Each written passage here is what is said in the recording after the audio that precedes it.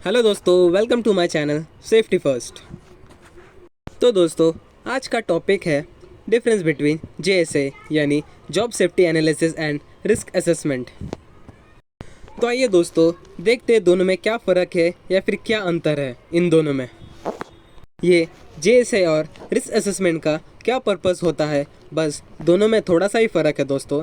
Safety wise देखा जाए और रिस्क वाइज देखा जाए तो दोनों में काफ़ी चीज़ें कॉमन होती है दोस्तों। तो आइए वीडियो को स्टार्ट करते हैं। इन दोनों का पर्पस एक ही होता है, पर थोड़ा सा अंतर होने के कारण इनके नाम अलग है और इनका जो स्पेसिफिकेशन है वो भी अलग होता है दोस्तों। तो जेएसए यानी कि जॉब सेफ्टी एनालिसिस, इसमें जैसे कि हम अगर एग्जांपल लेते, अगर हमें एक्सकवेशन का जॉब करना है तो उसमें हज़ार्ड आइडेंटिफाई करना है, कंट्रोल मेजर क्या क्या होंगे, फिर इमरजेंसी कंट्रोल हम कैसे करेंगे, और ये सब हमें जॉब सेफ्टी एनालिसिस में करना होता है दोस्तों। ये एक पर्टिकुलर जॉब के लिए ही बनाया जाता है। जैसे कि एग्जांपल हमने लिया है एक्सकवेशन का, तो एक्सकवेशन से रिलेटेड ही सारा जेएसए बनेगा दोस्तों।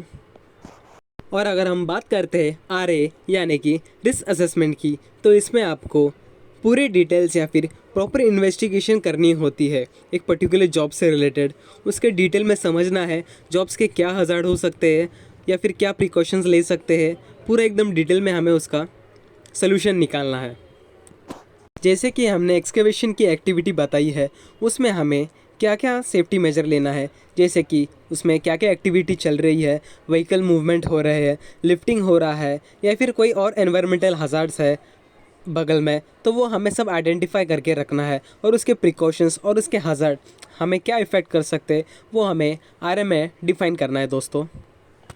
एनवायरमेंटल हैज़ार्ड्स का भी हमें ध्यान रखना है दोस्तों, जैसे कि रेन, स्टॉर्म, विंड, ये सब का हमें खतरा भी हो सकता है, तो ये हमें आरए में फाइंड आउट करना होता है। तो ये सब फैक्टर्स होते हैं आरए यानी कि रिस्क असेसमेंट में। जेएसए में रिस्क मैट्रिक्स कैलकुलेट नहीं होता, जैसे कि रिस्क कितना है ये कैलकुलेट नहीं कर सकते हैं दोस्तों इसमें।